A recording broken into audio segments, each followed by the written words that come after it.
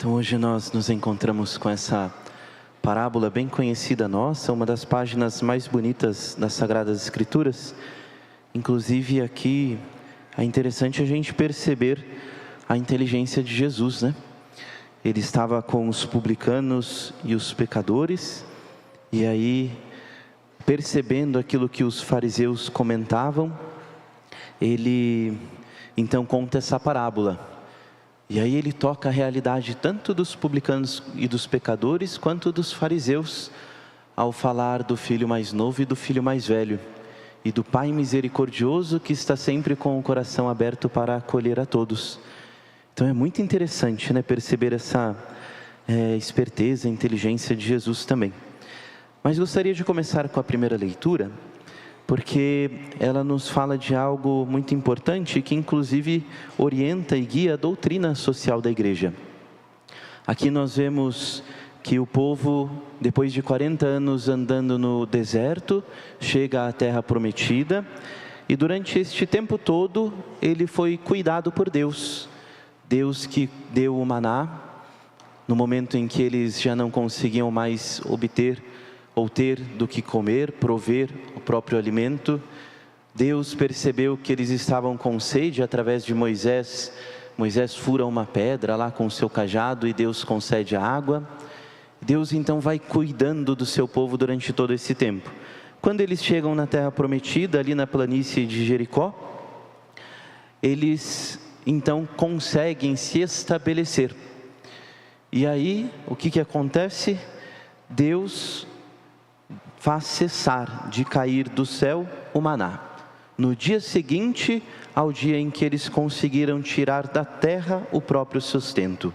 Comeram dos produtos da terra, no dia seguinte à Páscoa, pães sem fermento e grãos tostados nesse mesmo dia. E o maná cessou de cair no dia seguinte.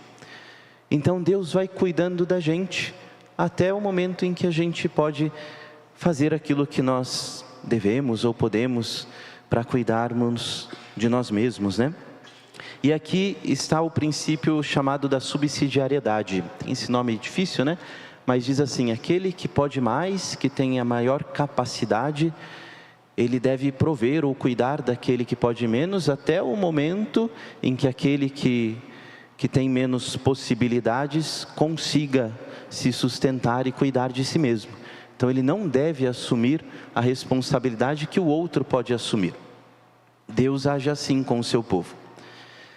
E por que tem a ver com a liturgia de hoje? Tem muito a ver, porque Deus nos concedeu a liberdade, cada um de nós é chamado a colocar os seus talentos em prática a favor da própria família, da comunidade, fazer a nossa comunidade crescer, se desenvolver.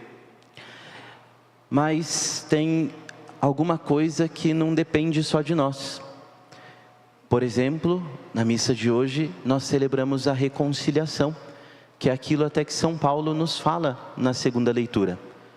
Então, Deus, na sua misericórdia, Ele sabe que na nossa pequenez e fragilidade, a gente não vai alcançar essa reconciliação.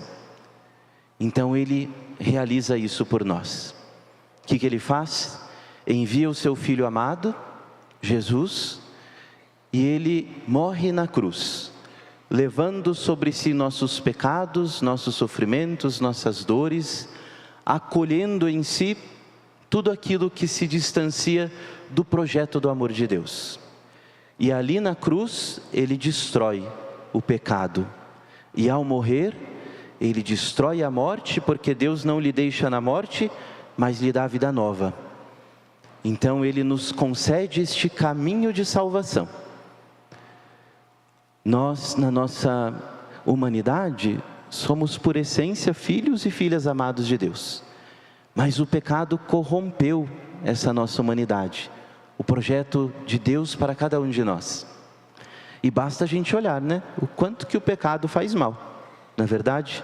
Desde o pecado pequenininho que a gente faz, né? Até aqueles que mais ferem a humanidade. E com as nossas forças tão somente, a gente não iria conseguir reconciliar a nós, a humanidade, com Deus. Voltar ao projeto original de Deus.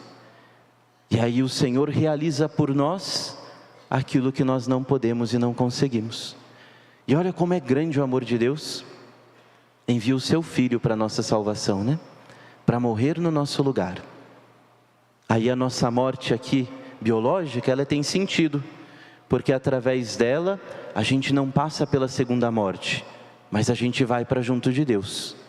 Porque Jesus é o caminho que nos leva para Deus Pai, para a casa do Pai. E o Evangelho, ele então nos mostra como é que a gente faz para participar dessa reconciliação que o Senhor nos concedeu, ou nos concede melhor, né? Porque Ele está fora do tempo, Ele está na eternidade, então a graça dEle está tocando toda a nossa linha do tempo, a história, e toca a nossa história no hoje também. O Evangelho nos mostra que Deus nos concede a salvação e a reconciliação, e aí depende de cada um de nós cairmos em nós mesmos, cair em si e procurar a graça do Senhor. Então a nossa parte é essa. São Paulo nos fala claramente, né? Deixai-vos reconciliar com Deus. Não se reconcilie com Deus. Deixai-vos reconciliar com Deus. É Ele quem realiza essa obra de salvação na vida de cada um de nós. Mas a gente tem que se levantar, a gente tem que ir ao encontro do Senhor, como faz o filho pródigo, e não como fez o filho mais velho, que não queria nem entrar na festa, né? E aqui é muito interessante a gente perceber que está até mesmo o sacramento da reconciliação no Evangelho de hoje. O que o filho faz quando cai em si? Ele faz um exame de consciência, não faz? Para pensar e diz, olha, na casa do meu pai, até os empregados têm dignidade, têm vida. E eu aqui, nessa situação de pecado, vou voltar ao meu pai e dizer, pai, pequei contra Deus e contra ti. E o que ele faz? Ele retorna, a primeira coisa que ele diz quando o pai lhe abraça, ele confessa. Pai, pequei contra Deus e contra ti. O pai então lhe dá esse abraço, que a gente imagina deve ter sido muito bonito, né? Lhe concede a túnica, o manto, as sandálias nos pés, o anel, tem todo um significado, que agora a gente pode falar, vai voltar, acho que no 24º domingo do tempo comum esse evangelho, aí a gente fala dos significados, do simbolismo aí presente. Mas depois o pai então, ele dá esse abraço no filho e diz, a gente tem que se alegrar porque ele tornou a viver. A absolvição está aí, gente. Então olha o sacramento da reconciliação aqui presente, no Evangelho de hoje. E aí Jesus nos mostra claramente que a gente precisa mesmo, né, deste cair em si, fazer o nosso exame de consciência, se arrepender, perceber o quanto que o pecado nos distancia do amor de Deus, se levantar, ir ao encontro do Senhor e receber o perdão que vem dele. Na segunda leitura de hoje, São Paulo ainda nos diz, ele faz um texto muito bonito, mostrando para a gente que em Cristo tudo é renovado, todos recebem a vida nova, a criação toda é renovada, o mundo velho desapareceu, tudo agora é novo, e tudo vem de Deus. E olha o que diz São Paulo, que por Cristo nos reconciliou consigo, e nos confiou o ministério da reconciliação. Confiou a quem o ministério da reconciliação? Prestar atenção aqui? Olha que eu reli, hein? A segunda vez que vocês estão ouvindo. Nos reconciliou e nos confiou o ministério da reconciliação. Confiou à igreja, gente. Aqui aos apóstolos, aos ministros que assumiram essa responsabilidade de servir o povo de Deus. E aí aproveito para a gente, falo rapidinho, tá? Em 1 minuto e meio, para não me prolongar, mas da importância da gente realmente procurar o sacramento da confissão e não achar que basta a gente confessar direto com Deus, né? Tem muita gente que se questiona quanto a isso, fala, por que eu tenho que confessar? Por que eu não posso confessar direto com Deus, se eu faço a minha oração direto com Deus? Primeiro porque você não vive a sua fé sozinho. Você vive a sua fé numa comunidade. E só existe cristão em comunidade. Se o cristão não participa da sua comunidade, ele não é cristão. Ele acha bonito aquilo que Jesus ensinou, ouve uma história ou outra e fala, nossa, que interessante. Toma Jesus como uma filosofia de vida, mas não vive a fé. Porque o cristão só existe em comunidade. E Jesus, próprio Deus no Antigo Testamento, nos mostra que Ele age através de mediações. Jesus então confiou à sua igreja o ministério da reconciliação. E aí o sacramento da reconciliação, ele não é só teológico, ele é sobretudo teológico, ele nos concede o abraço do Pai. Quando a gente retorna e confessa, como a gente acabou de ver no Evangelho, nós recebemos o abraço do Pai. E hoje é o domingo da alegria, porque a gente vê a alegria do Pai, sente a alegria do Pai, de Deus, com cada um de nós que voltamos o nosso coração a Ele. Mas ele não é só teológico, o sacramento da reconciliação. Ele é também psicológico, ele é pedagógico. E acho que o mais importante agora é esse sentido também pedagógico.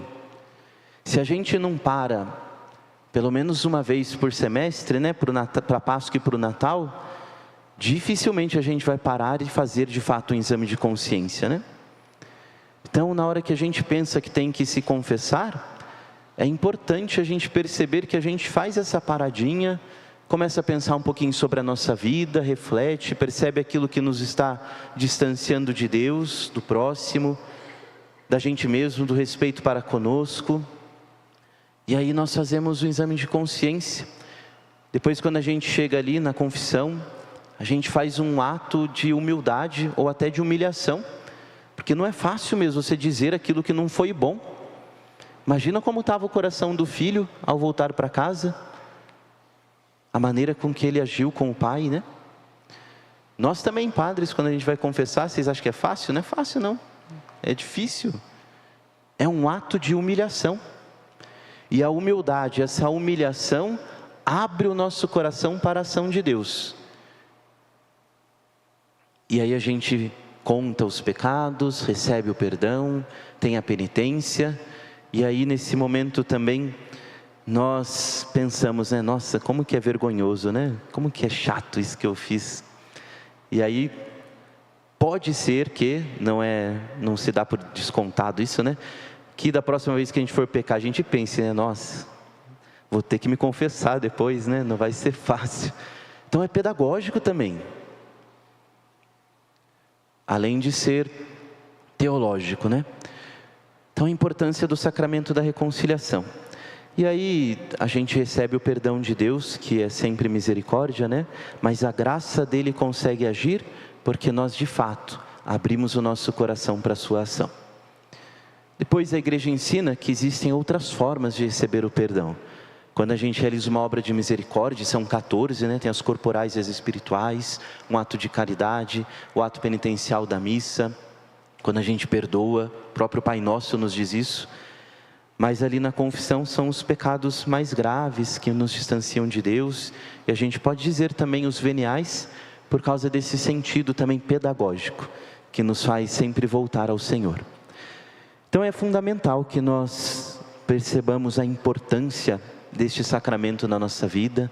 A gente vive a parábola do filho pródigo, ou do pai misericordioso melhor, quando nós de fato nos deixamos reconciliar com Deus e vamos ao encontro da sua misericórdia. E Deus, no seu amor, sempre vai nos acolher. Vamos então pedir ao Senhor a graça de termos a coragem de sempre acolher o seu perdão, o seu amor, e de nunca nos cansarmos de pedir perdão.